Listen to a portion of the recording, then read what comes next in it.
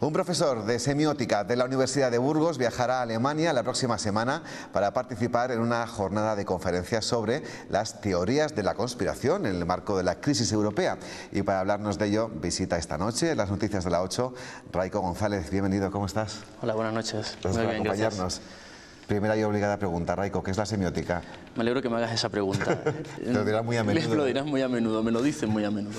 La semiótica es una ciencia, la verdad que yo siempre digo que la semiótica se dedica a esta cosa que hacemos por hábito, ¿no? Que es la interpretación, ¿no? Nos habituamos a interpretar las cosas, y también la semiótica como nombre es una cuestión de hábito, porque en realidad todas las ciencias, incluso las ciencias más duras y las ciencias humanas en general, las ciencias sociales, utilizan términos que vienen del griego igual, ¿no? En lo nuestro también, o sea, filosofía, por ejemplo, filología, economía, todas las ciencias provienen de nombres griegos. La nuestra viene de semellón, que significa signo.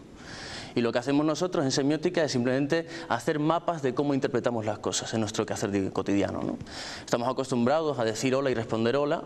Ante esa respuesta hay un hábito, no es que sea siempre así, hay posibilidades. No sé si hay un texto que a mí me divierte mucho, que es El Hobbit, que está muy de moda ahora. Yo de pequeño lo leía muy a menudo, y Gandalf era uno de los primeros semiólogos, porque Gandalf le pregunta buenos días, le dice el pequeño Hobbit, y Gandalf le responde, pero ¿qué quiere decir usted con buenos días, ¿no? Esa pregunta de qué quiere decir usted es lo que hacemos los semiólogos constantemente, ¿no? Poner en duda todo. Cuestionarnos el porqué de las cosas que damos por hecho y por sentadas desde que nacemos.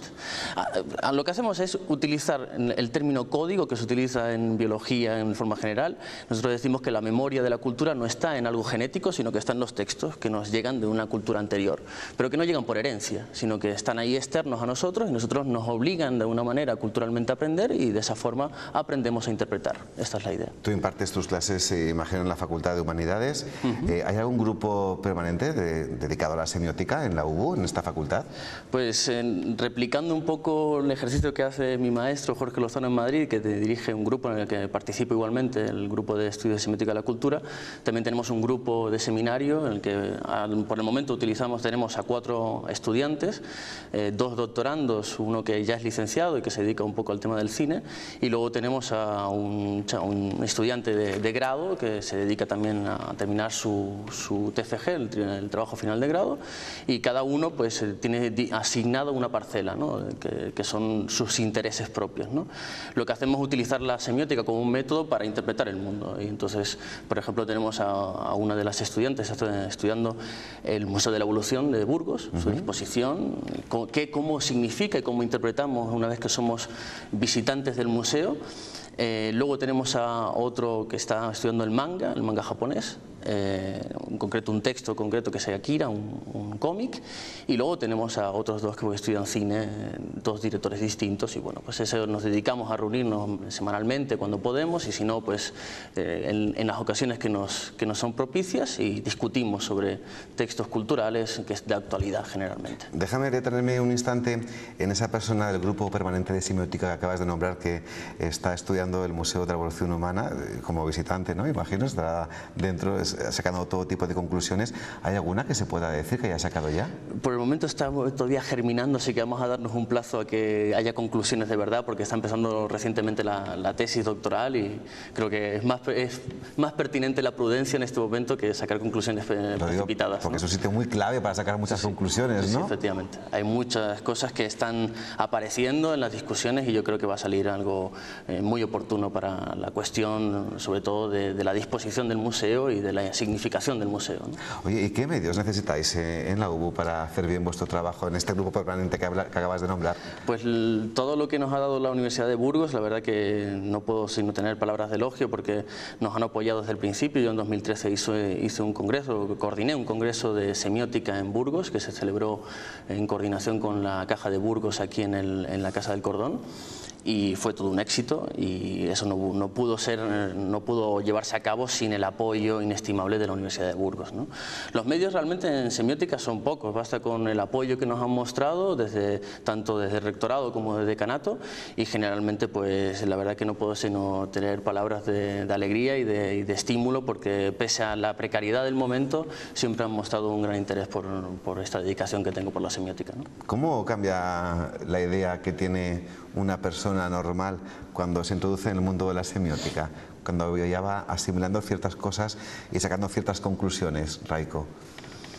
Hombre, lo primero Su forma de ver la vida, por ejemplo, ¿no? Sí, lo que hacemos nosotros es efectivamente pues plantearse que todo lo que uno daba por supuesto, porque era así sin más, cuando empiezas a plantearte hasta el más mínimo detalle, se convierte en algo puramente cultural. Lo que creíamos natural y que surja así de forma pues no motivada, de repente te das cuenta de que hay una motivación cultural. Incluso en textos tan maravillosos que entroncan con la semiótica, aunque se acercan mucho a la antropología, porque son disciplinas bastante hermanadas, que dicen, por ejemplo, algunos autores que el dormir, el hecho de dormir y dónde se duerme y cómo se duerme, en qué posición, es también cultural, ¿no?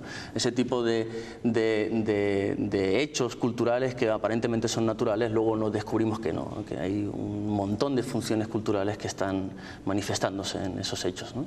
Bien, pues vamos iba a decir a conspirar, evidentemente no, pero sí vamos a hablar de las teorías de la conspiración en la crisis europea actual, porque ese va a ser el principal destino de nuestro invitado en Alemania, en unas jornadas a las que ha sido invitado. ¿En calidad de qué, Raiko? Pues en calidad de un conferenciante más de los que vamos a hablar ahí, somos múltiples.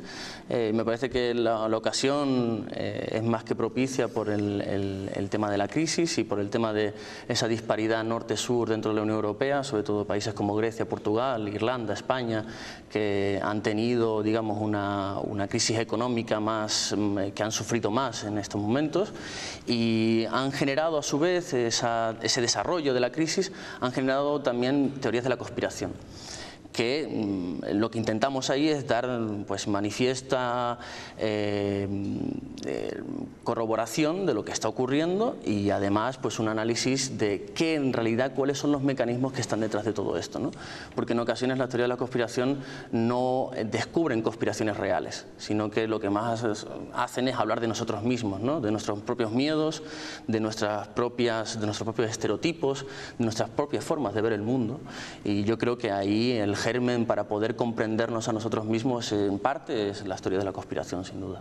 ¿Qué crees que es lo que más va a sorprender de esas teorías de la conspiración? Hombre, yo siempre digo que nosotros estamos acostumbrados a conspirar y no nos damos cuenta, ¿eh? Yo siempre ayer tuve un acto... Hay muchos niveles de conspiración, ¿no? Sí, por supuesto. Yo voy a intentar definirlo rápidamente, pero conspirar, por ejemplo, los Reyes Magos es la mayor conspiración que podemos realizar. Nadie, efectivamente, en un medio, cuando llega la Navidad, nadie se le ocurriría decir los Reyes Magos... Y terminan ustedes la frase. Efectivamente, los Reyes Magos son una conspiración que tiene como víctima, si queremos llamarlo así, a los niños, ¿no? Los niños viven esa conspiración, y cuando uno se mete en el papel y recuerda cómo fue sospechando, que es lo que yo me dedico, el tema de la sospecha, cómo fue sospechando que lo que estaba viendo no era real, era una imaginación, era una ficción creada por los adultos, es cuando realmente empezamos a tener un malestar. Un malestar que además hay una sensación interesante, ¿no? Porque por una parte quienes los descubren en ocasiones pueden tener la actitud de decir yo tengo un secreto que tú no sabes, yo sé que los Reyes Magos no existen, y por otra parte está aquel que se siente cohibido e intimidado por el hecho de que si lo dice sabe que va contra el sentido común, porque él ve, imaginaos todos los textos que ve, todos confirman la existencia de los Reyes Magos, con lo cual no te atreves, hay una especie de falta de atrevimiento por parte del niño. Esas son conspiraciones reales, digámoslo. Hay conspiraciones, los nazis conspiraron contra los judíos y lo sabemos, ¿no? Las teorías de la conspiración son más bien especulaciones sin prueba, que es lo interesante, porque luego eso nos remitiría a cómo se puede probar históricamente que hubo una conspiración. Conspiraciones sin prueba o especulaciones sin prueba de que hubo una conspiración, ¿no? Cuando, por ejemplo, si recordamos lo que hubo aquí en este país con el 11M, que fue un caso pues doloroso para todos, todo lo que fue el proceso posterior, de que algunos medios sostuvieron la idea de que detrás de los atentados del 11M, igual que del 11S en Estados Unidos, ¿no? Son dos casos muy semejantes entre sí, había detrás de aquello una conspiración. Efectivamente, algunos documentales como Las sombras del 11M que se emitieron en Telemadrid, lo que hacían era poner en duda textos oficiales. Es decir, no presentaba pruebas del hecho, sino lo que hacía era argumentar que la falta de lógica o de causalidad dentro de los textos inicialmente presentados como verídicos por parte del sumario judicial o del sumario policial, decían esas carencias se rellenaban con teorías conspiratorias. Entonces son dos distinciones fundamentales. Una es las conspiraciones reales que existen y otra son las teorías de la conspiración que se construyen a través de especulaciones por miedo, por paranoia colectiva, etcétera. Y en el caso de la crisis económica, ¿hablamos de conspiraciones como fin? Como fin, en ocasiones una teoría de conspiración puede esconder una conspiración. Los nazis dijeron que los judíos conspiraban y no era mentira, pero esa teoría de conspiración les permitió decir los judíos son muy malos y por tanto hay que conspirar contra ellos. Digamos que hay dos mecanismos, ¿no? En la crisis hay algunos movimientos como el Pegida, que está surgiendo en toda Europa, fundamentalmente en Suecia y en Alemania, que son movimientos preocupantes y que debemos analizar su surgimiento y los estereotipos que utilizan, porque lo que mantienen es que el mundo islámico está manteniendo una conspiración contra Occidente, ¿no? Y es un partido político en este momento que está teniendo los votos que sean, pero es un movimiento que está comenzando a germinar y yo creo que es una cuestión preocupante. Aurora Dorada en Grecia también conlleva una serie de teorías conspiratorias interesantes a investigar, ¿no?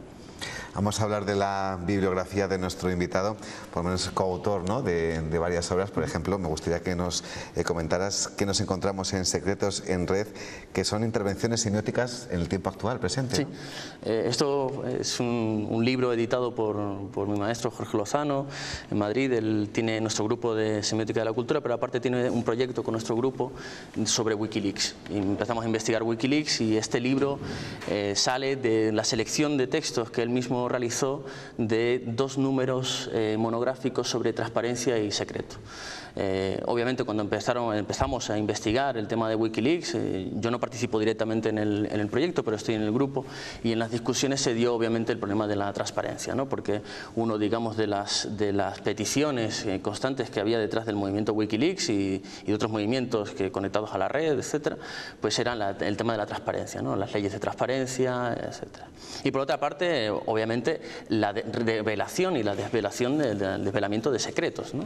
Con lo cual estaban los dos ligados. Lo que van a encontrarse en ese libro, pues fundamentalmente son temas referidos o conectados con el problema de Wikileaks y lo que supuso sobre todo para Estados Unidos y para las democracias occidentales, el problema de que esos cables, el Cablegate que lo llamaron, ¿no? Esos cables, 250.000 documentos que se revelaron, en realidad, y eso es un problema interesante, no revelaban secretos de Estado fundamentales, no era top secret. El problema es que, efectivamente, como bien señala Jorge Lozano en el libro y en los 2 libros que hemos publicado, sí señala el tema de que efectivamente era simplemente la irrupción de Wikileaks en un espacio que tiene que ser secreto, que son las maquinaciones del Estado, ¿no? Y aquí hay un tema interesante porque en la teoría liberal del Estado, desde el siglo XIX, autores como Guizot en Francia, en el XIX, decían que el gobernar es un arte de conspirar. Y Guizot atribuía al arte, al surgimiento de estas ideas conspiratorias en la sociedad, una serie, digamos, de malestares que son propios de la sociedad, pero no del Estado. El Estado se encarga de proteger a la población. Yo lo que ahora sí empiezo a observar a través de todas estas publicaciones que hemos hecho es que, junto con otros autores, Boltanski en Francia acaba de publicar un libro que también señala algo semejante, y es la idea que el Estado se ha convertido en una especie de actante conspiratorio, actante que conspira contra su población. Es al contrario de lo que pasaba antes, ¿no? De hecho, un texto de Julian Assange se llama Conspiración como gobierno. Y entonces yo creo que este concepto contrario a lo que había venido siendo tanto en literatura de ficción como en nuestra actitud, digamos, cívica y política hacia el Estado, ha cambiado radicalmente. Y eso es lo preocupante, unas por las experiencias que hemos tenido recientes a nivel nacional y otras porque evidentemente en Europa pues han surgido también cuestiones económicas, de esos poderes económicos que parece una mano oscura y secreta que va moviendo los flujos financieros, que van manipulando al mismo tiempo las condiciones de existencia dentro de la Unión Europea, de la población, de la propia población, ¿no? Ya, Wikileaks la han luego ido siguiendo otros, ¿no? Han ido proliferando tipo Anonymous, etc, etc, ¿no? Anonymous venía de antes. Venía de antes, sí. O sea que Anonymous fue el primero y luego vino Wikileaks y otra serie de movimientos que al final que ocupan un hueco necesario. Yo no sé si necesario. Nosotros lo que nos encargamos es decir esto sucede. No nos encargamos de decir esto debe suceder. Eso yo creo que lo deben decir otros desde otros estrados, no es el mío, por supuesto. También decíamos que es autor de Secretos en Red, también nos ha invitado otra obra, La transparencia engaña. Esto es una contradicción en sí mismo, ¿no? Y sobre todo ahora que el objetivo de absolutamente el 100% de nuestra clase política tiene precisamente ese deber, ¿no? De comunicar a sus ciudadanos: voy a ser lo más transparente que pueda.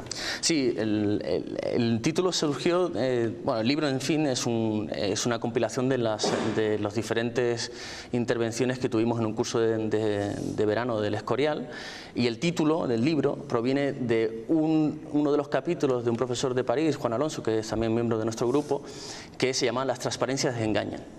Y él efectivamente cogía el caso de Hollande, como que él colaboró con el tema de la imagen de Hollande en la campaña electoral, y lo que él presentaba allí en ese artículo es decir, pues Hollande tiene un exceso de normalidad, ¿no? Pero la normalidad previa a cuando fueran las elecciones era justificable porque la gente deseaba algo normal frente a lo que había venido siendo el presidente de Francia, y de repente cuando llega dejan de ver lo normal, ya no quieren a alguien normal allí como presidente, ¿no? Hay una especie de efecto, eso lo dice muy bien Jorge Lozano.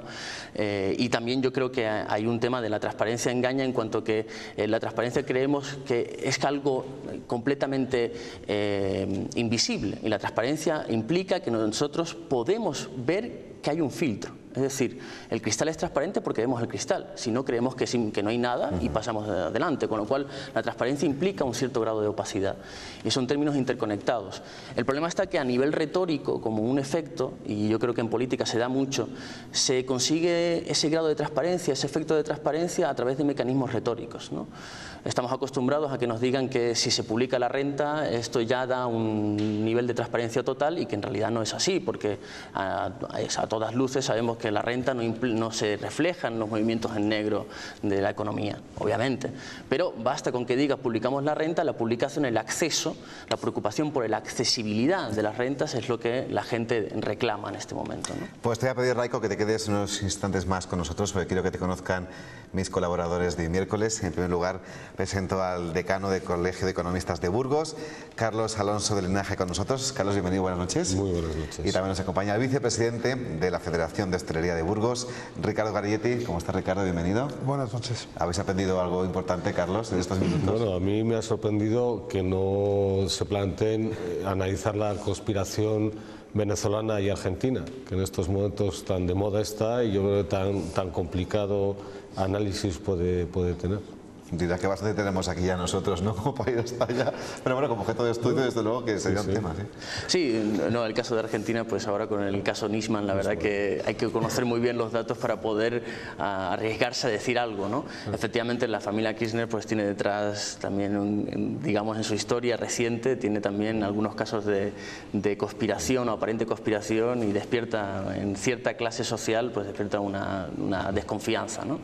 Es difícil, es un tema que si no conoces, evidentemente arriesgarse a decir algo, pero el caso Nisman está ahí, está muy candente, y sé que en Argentina hay una división entre el Poder Judicial y ahora mismo la presidencia de Argentina, y hay división de opiniones al respecto, ¿no? Lo que sí es interesante es que la propia Cristina de Kirchner ha suspendido a los servicios de inteligencia.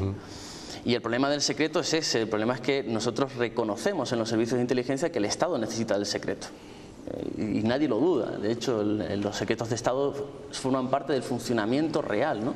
Hay un texto muy reciente de Gallison que hemos manipulado también, en 2004. Peter Gallison publicó un texto donde decía que el Estado publica documentos secretos con gran capacidad anualmente, pero son muchos más los que designa como secretos, que no produce él, con lo cual hay una especie de constante vorágine de señalar como secreto textos muy dispares entre sí, y no solamente de la propia producción del Estado, ¿no?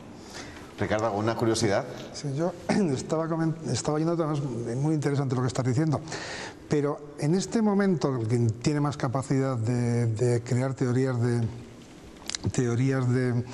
de la conspiración, etcétera, es la clase política, porque tiene el poder, tiene la capacidad para hacerlo.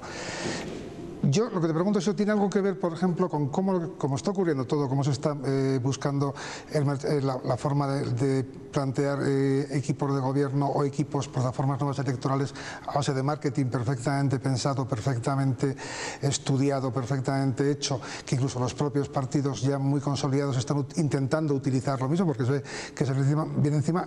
Eso no acaba siendo... seguramente porque los votantes no queremos darnos cuenta o nos damos cuentas a media, no acaba siendo parte de una teoría una clara teoría de la manipulación, o es lo mismo al final. Al final, para conspirar tenemos que manipular, ¿no? El problema de la manipulación es hacer creer a alguien algo, ¿no? Y en los mecanismos políticos de la retórica política están siempre presentes esta cuestión del hacer creer, ¿no? Obviamente la política desde el principio yo creo que tiene una finalidad, y es la de la convencer a alguien de que lo que se está haciendo es lo correcto, ¿no? El problema es qué artificios y qué argumentos se juegan, y ahí están las ideologías, ¿no? Yo creo que se esconde muchas veces a través de la ideología la creación de ilusiones. Yo no sé, yo no voy a poner en duda ninguno de los movimientos políticos que está viendo ahora. Los viejos partidos yo creo que están anquilosados en algunas ideas, ideologías que obviamente se renuevan porque la cultura se mueve, fluye, no cambia, y efectivamente hay algunas cosas que quizás ellos no se dan cuenta porque están dentro del poder, y el poder muchas veces también corrompe, en el sentido no de corrupción de lo que está viendo, sino también corrompe la visión propia del mundo, ¿no? Porque uno se cree en su espacio de poder y cree que las cosas no cambian, son perennes y están ahí. No, en realidad no. Y yo creo que hay esa confusión, ¿no? No siempre las conspiraciones provienen de los poderosos. Esto yo creo que hay un dato que no necesariamente tiene que ser así. Hay conspiraciones que surgen de pequeños grupos. Si no, toda la importancia que hemos dado en Europa y en nuestro país a la masonería no tendría sentido. Hay ocasiones en que sí, la masonería ha podido conspirar, por lo que sea, y en otras ocasiones no, pero son grupos que a lo mejor tienen cierta influencia, y yo creo que en la política de hoy el problema de la influencia y de esas redes que se ocultan, de que se mantienen por códigos ciertas lealtades que nunca escritas, nunca dichas, siempre implícitas, que mantienen, digamos, ese aire de conspirativo de la clase política. Yo no digo que existan dentro de la clase política las conspiraciones, seguramente, pero yo creo que tiene más que ver con este grado de influencias, no mutuas, de que si uno cae, caen los demás. Y hay una especie de lealtad mutua que mueve, que implícitamente y tácitamente se crea una actitud propia del político, ¿no? También me gustaría, Raiko, que nos hablaras de esas investigaciones que has llevado a cabo con la sospecha y, sobre todo, ¿qué te ha fascinado, qué has descubierto para elevarla prácticamente a un fenómeno social, ¿no? Sí, la sospecha es un mecanismo fundamental de la cultura. Una de las cosas que yo investigué fue el tema del caso Madi, que ocurrió, no sé si recordáis, esta niña que desapareció en Portugal y que no se sabía si los padres eran o no. Nunca se pudo probar nada sobre los padres, pero la sospecha genera una especie de, en cuanto cualquier cosa, cualquier actitud que tenga que ver con el celo, con la precaución, con la cautela de los propios sospechosos, inmediatamente genera mayor sospecha. Y el mayor grado de sospecha tiende incluso a ser probatorio, tiende a generar culpabilidad, visión de culpabilidad.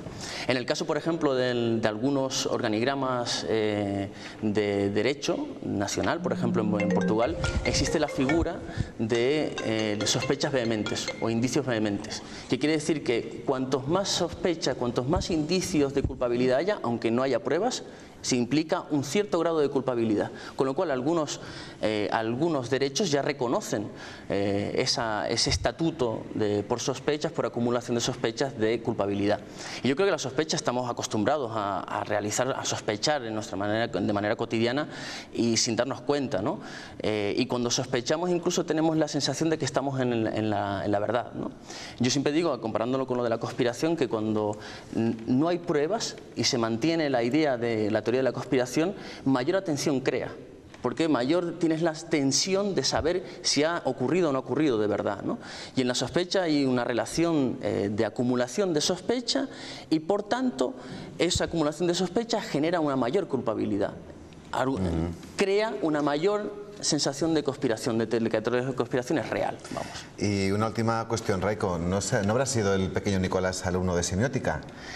No lo sé, yo no tengo constancia de ello, pero realmente yo si lo tuviera delante le diría que a lo mejor me tiene que enseñar algunas cosas, porque realmente me ha parecido magistral lo que ha hecho, sin en el grado moral, obviamente lo sanciono negativamente, pero en el grado de semiótica ha conseguido algo que es aparentar y hacer creer a todo el mundo que era lo que no era, y sin embargo salir adelante hasta ahora, que ha fallado, pero llevaba años haciéndolo, con lo cual es sorprendente. Desde luego que sí. Pues Raiko González, profesor de semiótica de la Universidad de Burgos, la semana que viene en Alemania, en esa jornada, esas charlas sobre esas conspiraciones en la crisis económica europea. Un viaje que espero que dé mucho de sí, Raiko, hay que aprovecharlo. Él se aprovechará, gracias. Sin duda. Muchas gracias. Raiko se marcha y nosotros nos quedamos aquí con Carlos Alonso de Linaje, con Ricardo Garilletti.